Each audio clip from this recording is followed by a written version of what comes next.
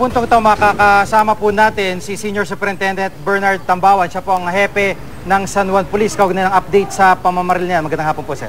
Magandang hapon, Jiggy. Opo. At ito nga pong motibo na nakikita niyo po rito sa pamamaril, ano po yung pinakamaliwanag para sa pulisya? Ang motibo dito ay posibleng robbery. Opo. Dahil yung biktima, yung sakay nung Montero ay may dala-dala malaking halagang pera. Opo. At yun nga po yung pera hubang dala nila mga magkano po umaabot ng mga oras na pinagbabaril sila? Hindi tayo sigurado pero abot ng milyon. Milyon po dahil Opo. ginagamit nga po niya dito sa sabungan, tama? Itong si Bia kasi kilala na nagpapautang diyan sa sabungan. Opo, opo. Sa tingin nyo ho, yung nabanggit nyo kanina, mula pa lang sa bahay, maaaring sinundan na po itong mga biktima?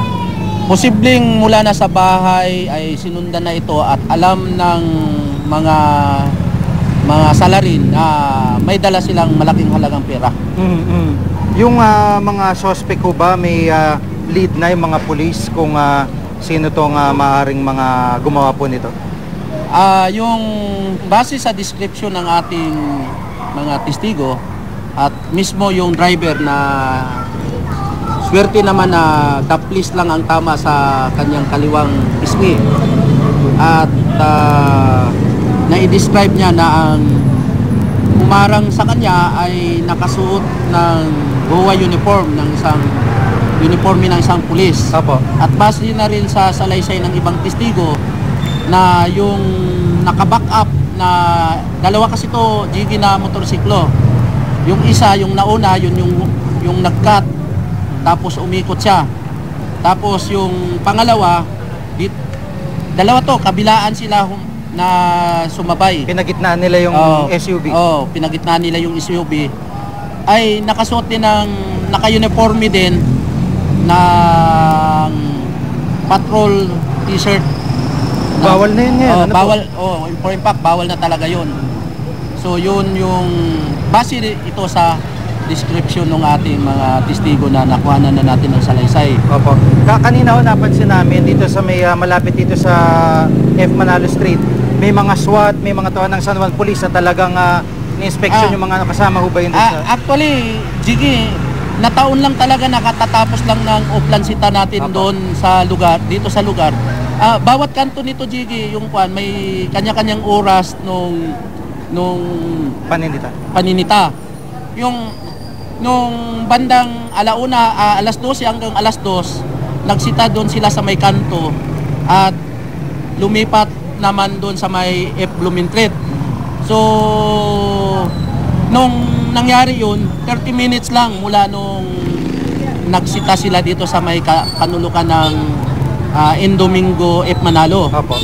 So nilipat yung ating oplansita at marami din tayong in-establish na checkpoint. So talagang na-timingan, napag-aralan siguro yung kaya dapat babaguhin na natin yung ating na dapat i-alternate namin yung pagsisita. Opo. At kanina regular na checkpoint po yun, Jiggy. Araw-araw na yan, yung oras na lang ang ililipat natin. So dati ang bakanting oras na walang checkpoint ay 1 oras. Ngayon gagawin na lang natin ng 30 minutes. Opo. Para yun na yung hindi gadong mahaba yung pagkita nung pagsisita. Opo. At kung sakasakali po may informasyon sa mga ating mga kababayan, saan po nila maaaring ipagbigay alam? May hotline po kayo na maaaring tawagan? 524-3477. 524-3477. Hotline po ng sa opisina po yan.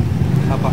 Maraming salamat po, sir. Okay. Maraming salamat. Si Senior Superintendent Bernard Tambawan, ang hepe po ng San Juan City Police. Samantala, lapitan po natin ngayon dito, ito pong isa sa mga saksi dito po sa pangyayaring ito at itatalikod po natin siya sa camera at hindi na po natin papangalanan. Ma'am, magandang hapon po. Magandang hapon. Yung nangyari po itong pamamaril, nasaan ho ba kayong parte dito? Sa jeep po, yan po yung jeep na yan. Opo, at ano po yung nakita po ninyo? Yung sasakyan lang yung nakita ko. Tapos dito, baril, putok lang po ng baril yung naririnig ko. Opo. Baril pa ng baril ganun. Tapos dumapa na lang po kami ng yung isang anak ko. Opo.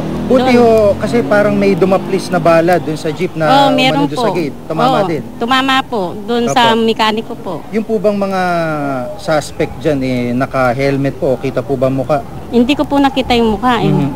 Yung sasakyan lang yung nakita ko nakaparada dito. Tapos yung putok lang po yung naririnig ko. Opo, opo. Tapos yung anak ko nandun din sa magkatabi ho ng ng mekaniko. Tapos po nung pagkatapos po tumakbo na ho yung sasakyan. Tapos po nakita namin yung mekaniko bulagta na po, nangingisay na. Opo. Yun lang po.